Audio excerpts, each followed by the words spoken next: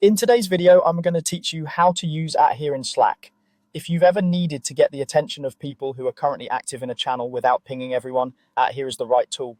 It's perfect for quick, time-sensitive updates like a meeting starting, a build finishing, or a brief heads up that can't wait.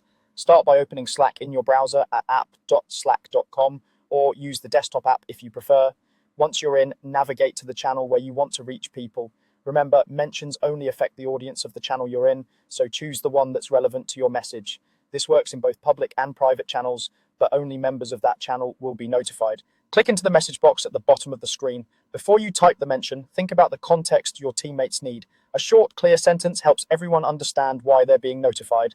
That way your message feels helpful rather than disruptive. Type @here followed by your message. For example, @here quick update, the demo link is live now, or @here we're starting the call in 5 minutes. Keep it concise, urgent, and actionable. You may notice Slack shows a small note indicating how many people will be notified. That's a helpful indicator of impact. If your workspace has mention restrictions, you might also see a confirmation prompt, which is Slack's way of encouraging responsible use. Here's what @here actually does. It notifies every member of the channel who is currently active. People who are away, have Slack closed, or have Do Not Disturb on won't get a push or sound from this mention.